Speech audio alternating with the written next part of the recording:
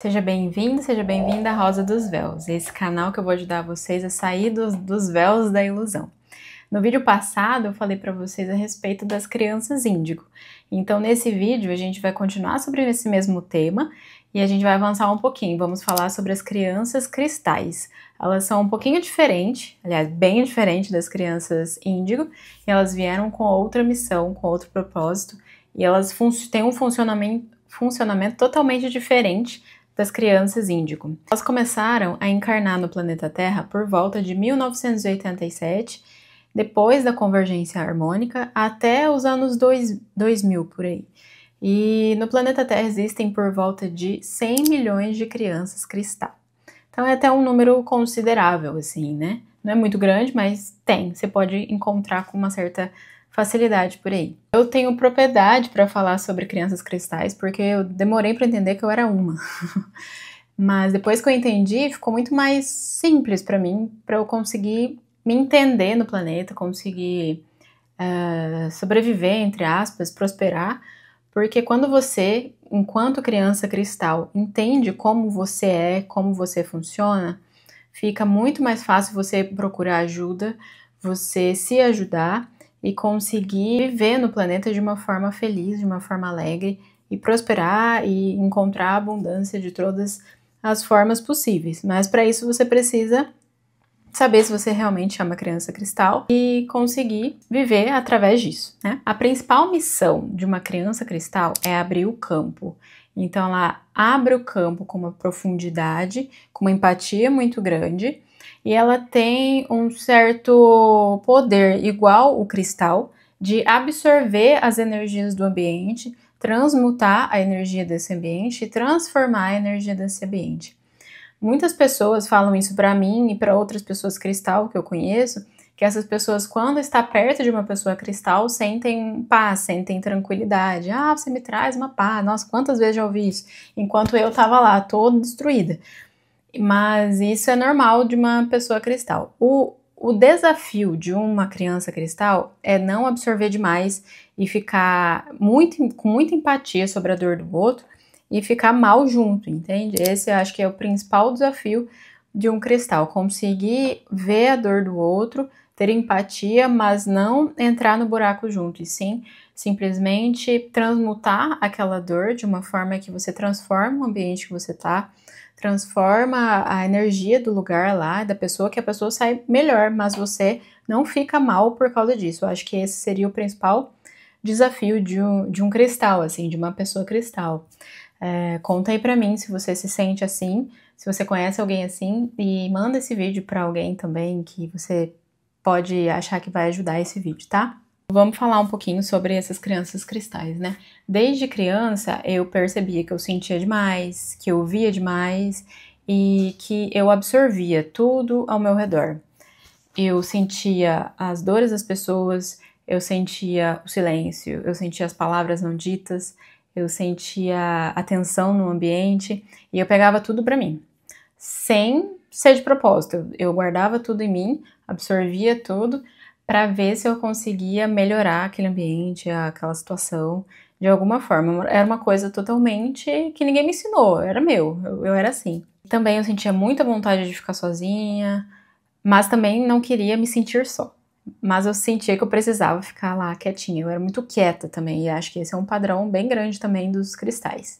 Eu achava que isso, né, toda essa característica dos cristais era um defeito, né, de ficar absorvendo demais, sentindo demais, até com dores no corpo, né, muitas dores no corpo também, muito sono, por vezes.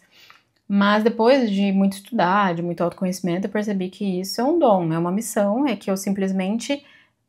É um dom sem manual, eu precisava me entender com aquele dom para poder ser feliz com ele, né? Algumas dicas que eu dou para pessoas que se consideram cristais, que conhecem cristais, é procurar ajuda de terapias, principalmente terapias energéticas, que, por exemplo, um reiki, um theta healing ou outros tipos de terapias, como a Rosa dos Véus, que eu trabalho, que eu junto um monte de terapia junto e mais a terapia que eu canalizei, porque essas terapias, elas olham a nossa alma, o nosso espírito, e elas fazem um alinhamento energético, eliminam o que a gente absorveu do ambiente, elimina aquilo que a gente absorveu de outras pessoas, também faz uma blindagem energética para você não precisar ficar pegando tanto do campo das outras pessoas. Começar a estudar sobre autoconhecimento, porque uma coisa que os cristais têm é querer absorver muito dos pais, muito dos antepassados, querer resolver tudo, querer resolver a linhagem inteira. Então, quando a gente tem autoconhecimento, quando a gente estuda, que é uma coisa que eu faço muito, é uma missão minha lá no Instagram, ajudar vocês a sair de padrões repetitivos familiares. Se você não me segue lá, começa a seguir.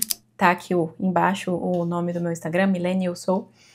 Porque quando a gente tem autoconhecimento, a gente começa a ver o que é nosso e o que é do outro. Então a gente devolve para os nossos antepassados o que é deles, né? Para que você consiga viver aqui na Terra de uma forma melhor, de uma forma mais limpa, de uma forma livre, sem precisar ficar repetindo situações dos nossos antepassados, sem repetir relacionamentos. Por exemplo, uma coisa muito comum que eu vejo é quando os pais têm um relacionamento ruim, daí o filho começa a repetir aquele padrão de relacionamento, porque ele está olhando para os pais ainda. Então, ele precisa se autoconhecer para poder acessar um relacionamento melhor. E isso os cristais fazem com maestria, que eles querem pegar todos os problemas dos ancestrais e querer resolver.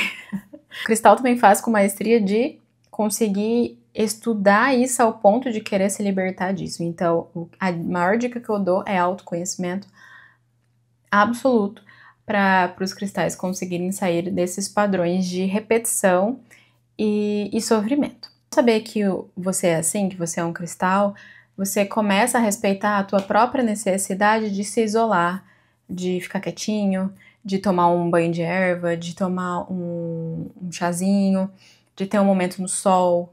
Então você começa a se entender com a tua própria vibração e começa a sair de momentos de isolamento, de depressão, de tristeza.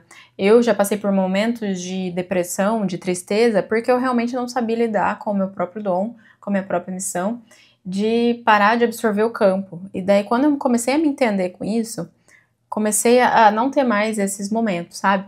Outra coisa que é muito importante para os cristais é se alimentar de forma mais limpa possível, sem o mais limpo que der, né? Claro, porque eu sei que na Terra é uma coisa assim, né? Muito, muito desafiadora, mas evitar alimentos que abaixem a vibração, porque quando mais você se intoxica, a sua frequência diminui, então mais você vai absorver essa toxicidade, mais você vai absorver a toxicidade do ambiente.